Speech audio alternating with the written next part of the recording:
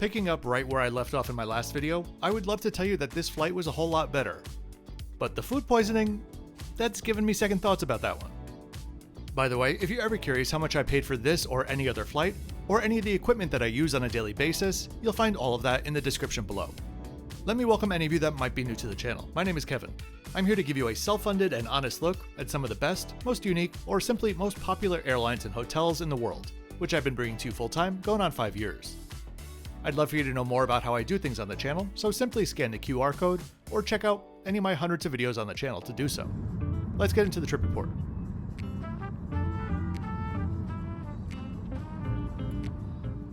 This flight to Baku had a schedule change which gave me around 36 hours in Almaty, which I ended up really enjoying. So I suppose there is a bonus point there somewhere for Air Astana. As we head to the airport, let me tell you a little bit about them since I didn't get a chance to in my last video. They were created in 2002 as a majority government-owned airline, originally meant to just serve domestic routes. Despite the underwhelming experiences that I had, their early years, continuing straight through until now, delivered consistently great performance.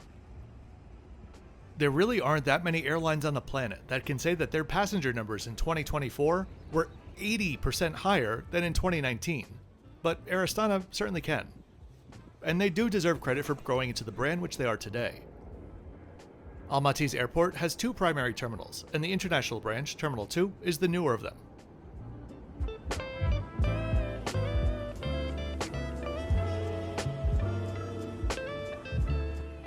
The terminal, I presume, was constructed to try to quickly increase capacity to keep up with Air Astana's rise, as it's not going to be winning any design awards anytime soon, but it was functional and I won't ask for more.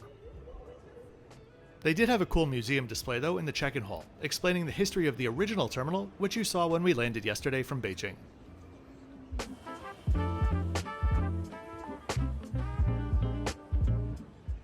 Check-in was very easy. They only had 4 more flights this evening, to the likes of Nha Trang, Phuket, and where I'm going tonight, Baku, the capital of Azerbaijan.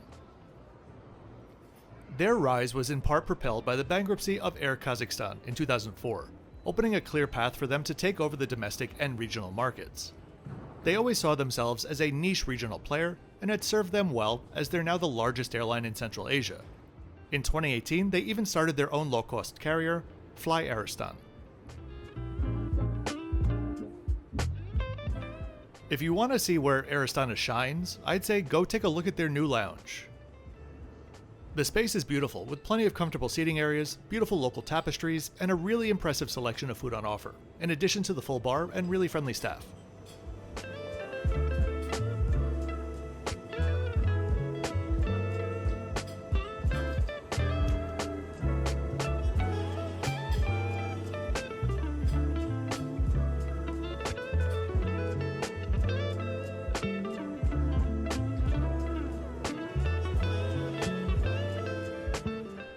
Baku is one of those cities that I don't really know why, but has always intrigued me, and it's been on my bucket list to visit for quite a while. That said, it's often really expensive to fly to, so when I found this reasonable fare from Beijing, I quickly jumped on it. Boarding began a few minutes behind schedule. Tonight we'd be on a 6-year-old A320neo.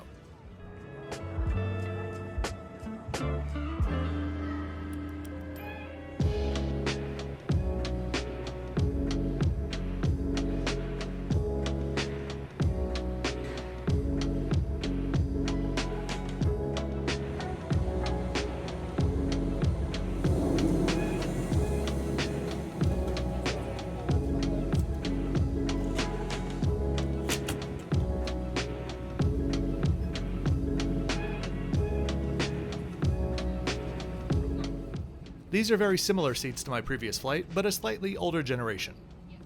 Still comfortable though, and just fine for a 2-hour flight.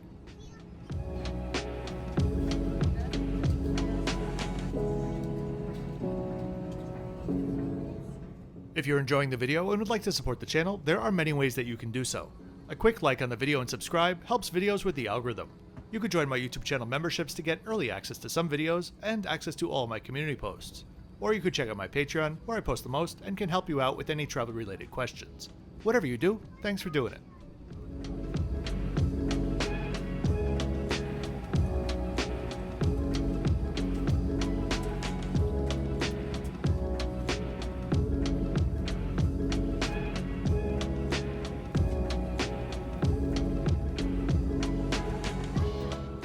The same pre-departure drinks were offered: water, cherry juice, limonata, or champagne. I have to say, they do have some of the most beautiful glassware in the skies these days.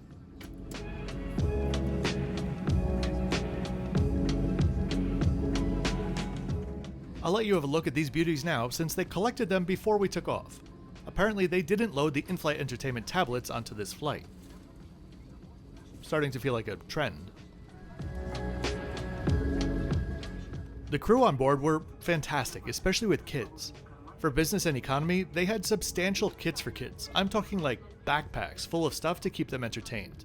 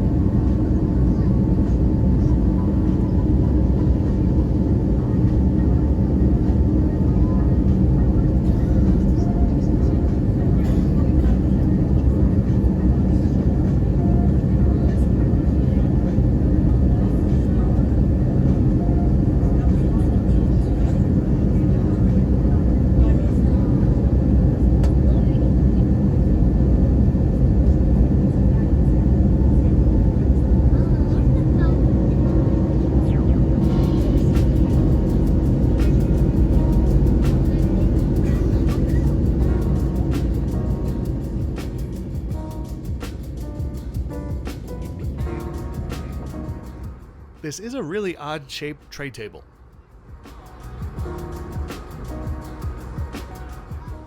On this flight, pillows were waiting at each seat, but the blankets were on request only as they didn't have enough for all passengers. Like on the previous flight, the blankets are collected prior to the final descent.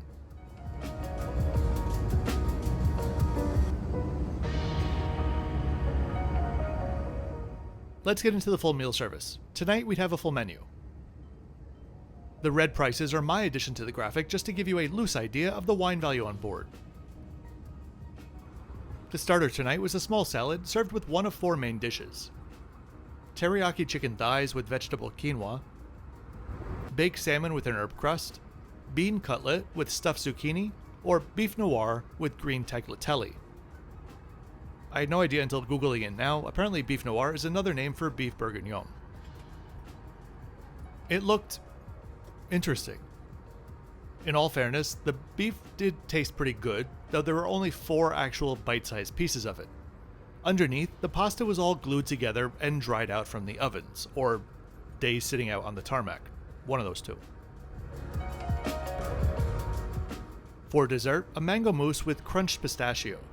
Now, this one was actually a game changer. A layered mousse dessert, and by far the best thing from either flight. Overall, my impressions of the meal, at that point, were around a 6 out of 10. For entertainment, we were limited to the flight map on the bulkheads. It is impressive that you get another amenity kit for such a short flight. Same contents as the last flight, but in a different pouch.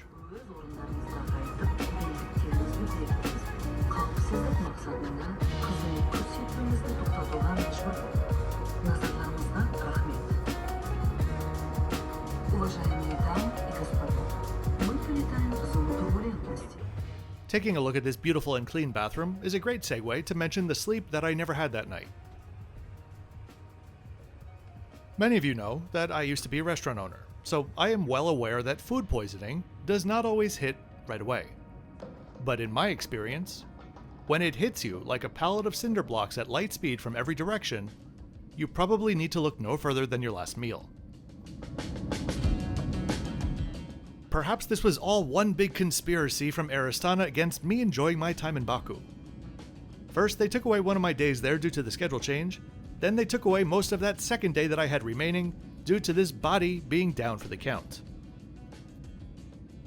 So they are going to firmly stay at a 4, with one caveat.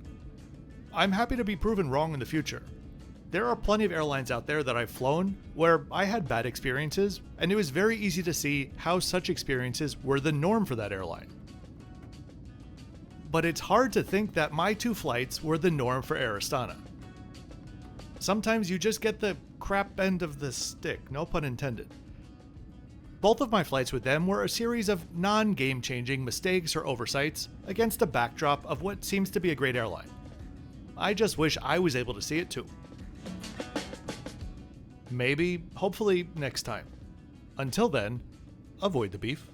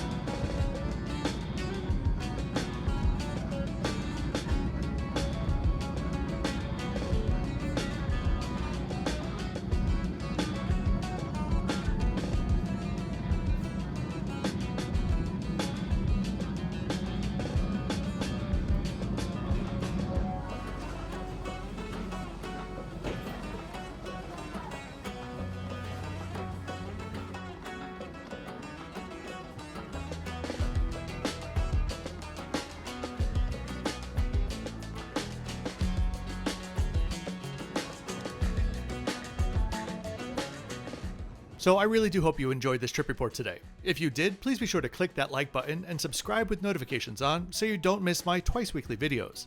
I'll see you next time from the VOCO Dubai. As always, thanks for watching until the end.